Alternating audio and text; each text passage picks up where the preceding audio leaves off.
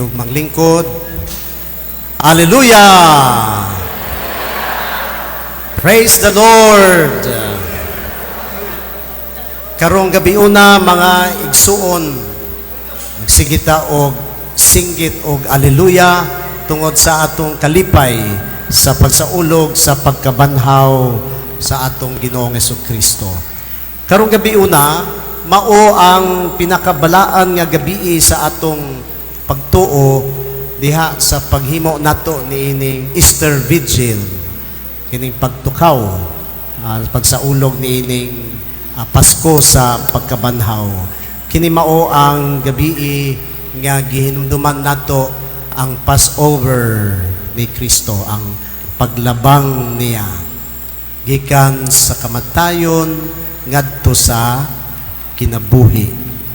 O kita usab niining pagsaulog nato, nakigiusa kita sa maong Passover.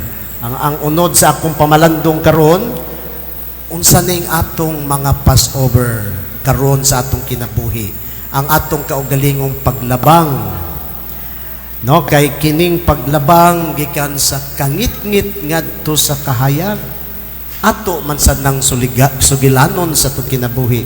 Paglabang gikan sa kamatayon ngadto sa bag-ong kinabuhi diha kang Kristo, ato man nang sugilanon. Paglabang gikan sa kahadlok, sa kabalakan ining panahon ngadto sa pagkamalaumon o sa paghatod ni ining mensahe sa paglaom isip atong misyon. So mga igsuon, ni ining gabi una, daghantag gipaminaw nga sugilanon, daghantag taas atong mga pagbasa, ang tuyo anak mga igsuon nga atong mahinumduman ug dili nato makalimtan ang mga katingalahang butang nga gihimo sa Dios aron kita iyang maluwas gikan sa kamatayon sa sala. Ang atong pagbasa gani nagsugod sa pagmugna sa kalibutan, creation. Humani ana ang pagsugod na sa covenant, ang pagtawag, pagpili sa Ginoo kang Abraham ug ang pasalig nga mahimo siyang amahan sa daghang kanasuran. Dayon ato pong gihinumduman ang gihimo ni Moises nga maoy nangulo alang sa paglabang, ang paglabang sa katawhang Israel gikan sa kaulipnan sa Ehipto ngadto sa yuta sa kagawasan nga gisaad sa Dios diha kang Abraham. Og daghang pa datong mga pagbasa paniadto nata sa Ebanghelyo diin natuman ang kining lihok sa Dios sa pagpangluwas diha kang Kristo.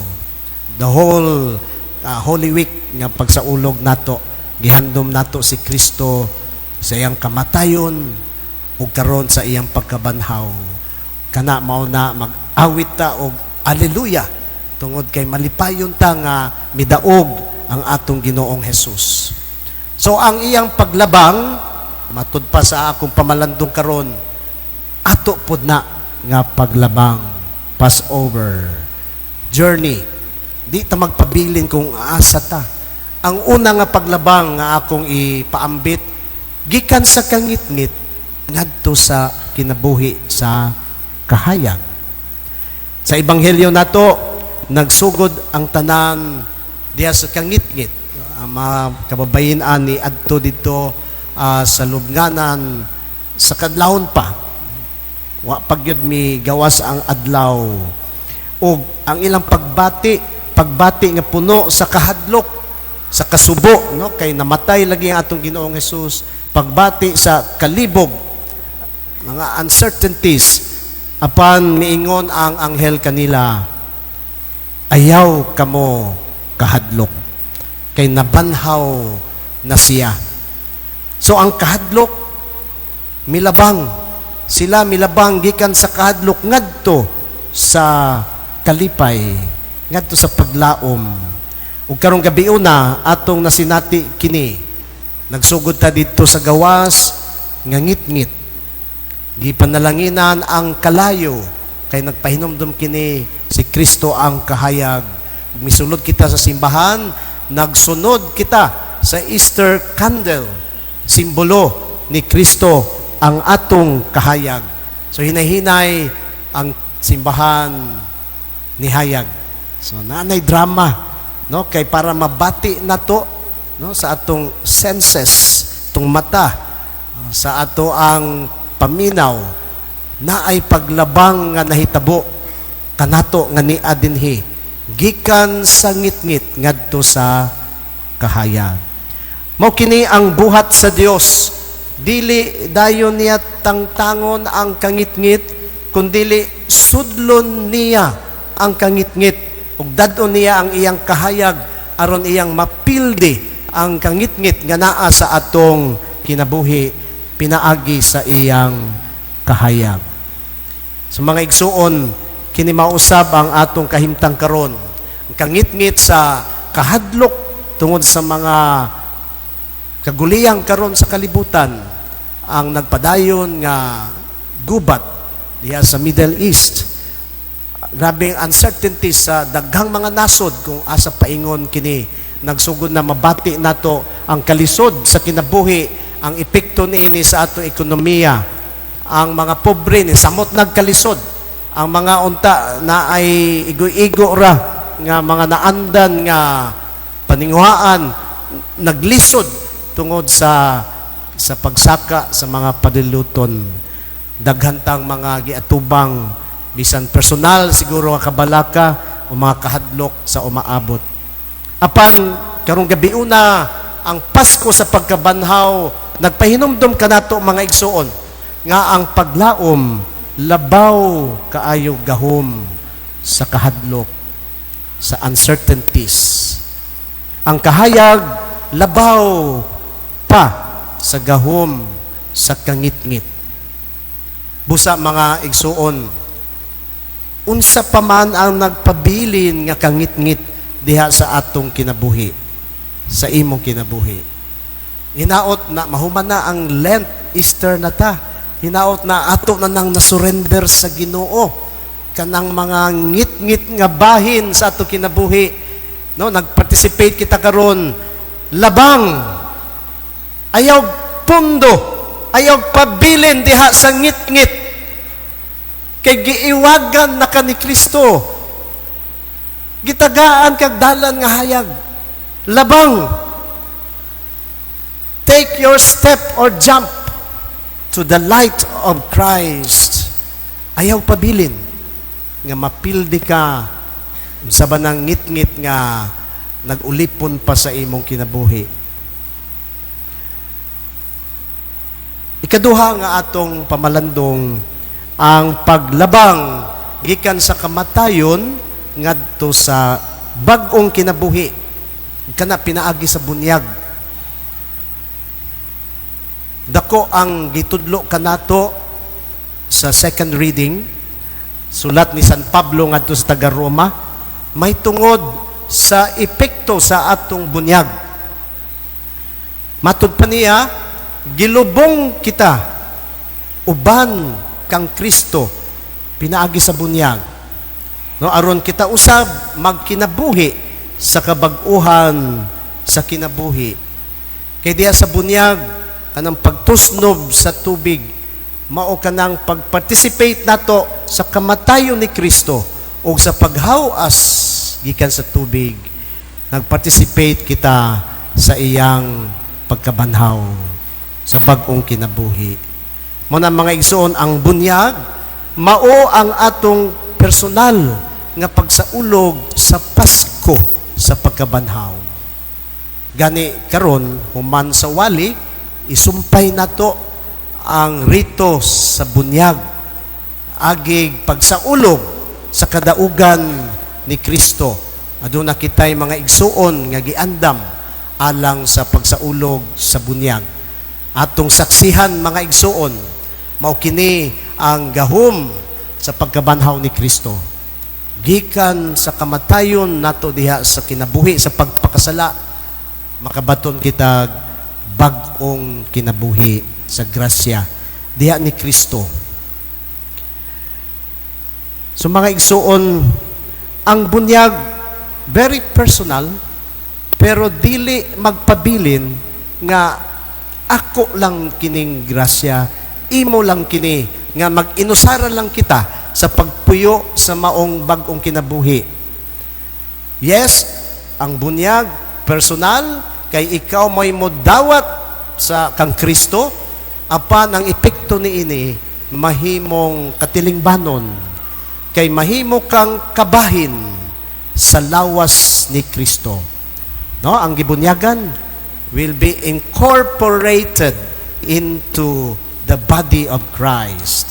No, incorporate, corpus lawas, incorporate, mahiusa ka sa lawas ni Kristo o kining simbahan, kitang tanan. Kita ang lawas ni Kristo. Si Kristo ang atong ulo. Diha sa bunyag, nakabaton kag bagong kinabuhi diha kang Kristo, apan wala ka mag-inusara, nahimo kang kabahin ni ining katilingban nga nagsaulog sa bagong kinabuhi. Mao kini ang panawagan pod karon kanang gitawag og journeying together as people of God. Synodality. Gitawag kita nga mahimong simbahan nga nahiusa, communion, dunay panagiusa, dili nagtagsa-tagsa, kundili nagpanaw nga naguban diya sa dalan ni Kristo.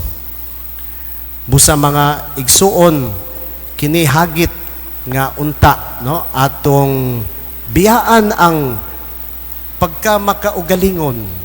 Kada bang kinabuhi nga wa ko'y labot ninyo bahala mo sa inyong kinabuhi, bahala ko sa akong kinabuhi. Ana man ang mahitabo sa ato kung mahimutang makaugalingon. Daghan tag mga pag-antos, nganong daghan nag-antos, kay daghan man nga gusto, ang ilang gusto mauray tumanon. Nganong baga kaayo ang korupsyon sa Pilipinas, daghang mga tao nga gusto sila paingon sa ila ang tanan. Imbis mga lagad, nahimo na nung hinungdan sa daghang mga kasakit o pag-antos sa katilingban. O kita pod, ato lang ipasagdan. Ang bahala mo diha, basta ako, dirirapog ko. Kana nga attitude, dili na siya simbahan nga sinodal. Kinahanglan, dunay pagsaulog sa atong communion, ang pagkahiusa nato diha kang Kristo, pinaagi sa bunyag. Dako siya nga hagit alang kanato. Ang pagkahiusa nato isip usa ka katilingban ang lawas ni Kristo. Pag tinabangay kita sa atong pagpadayon diha sa atong panaw. Busa mga igsuon, giunsa nimo pagpuyo kining bag-ong kinabuhi sa bunyag. Hinaot, dili pinaagi sa pagka makaugalingon lang. Diya makasasimbahan. Nagpasabot, imong kasing-kasing, nag-recognize, you belong to the body of Christ. Wala ka nag-inusara, kaubanta sa panaw. Labi na karon panahon sa kalisod, hinaot nga mahimutang sensitive sa panginahanglan sa uban, labi na sa mga mas maglisod gayod tungod sa atong kahimtang. Ug finally, ikatulo nga paglabang gikan sa simbahan nga kanang gitawag og inward. Kana bang kita-kita ra, communion man, no? Pero ang synodality nagahagit nato nga dili lang kay kita-kita ra, kundi simbahan nga mulabang gikan niining kanang maintenance, gi-maintain lang nato kung kinsa kining naa dinhi karon, mulabang kita ngadto sa simbahan nga misyonero, nagapangita sa nawala, ang simbahan nga nagadala sa paglaom ngadto sa katawhan nga naa sa kadaplinan. Sa Ebanghelyo miingon ang anghel sa Ginoo ngadto sa mga babayi, lakaw ug isulti sa akong mga igsuon. Si Jesus nag-ingon pud siya ni ana, lakaw ug isulti, ibutyag isabwag ang maayong balita sa pagkabanhaw. Ang Pasko sa pagkabanhaw dili lamang atong tipigan para sa ako lang nga celebration, para sa ato lang nga pagsaulog, kundili kinahanglan kini ipaambit sa kalibutan nga nangita og paglaom. Ang pagkabanhaw nag-usab kanato isip simbahan.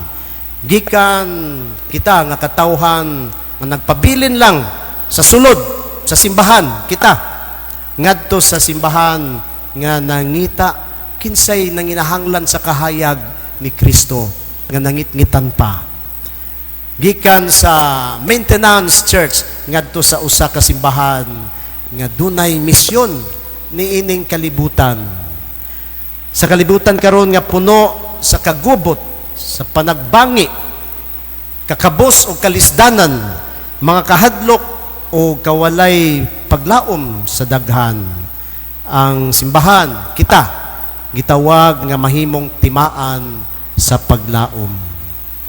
So mga igsuon, pangutanon nato atong kaugalingon, kinsa man ang mga naghulat kanako nga ako siyang adtuon aron mapaambit kaniya ang ebanghelyo sa paglaom, aron ipahinomdom kaniya bisag naa ka sa ngit-ngit brad, ayaw kawad lang paglaom kay sudlan sa Ginoo kanang ngit-ngit nga bahin sa imong kinabuhi ug danagan kaniya. Ug hinaot ikaw, mahimo kang suga, mahimo kang kahayag para niya.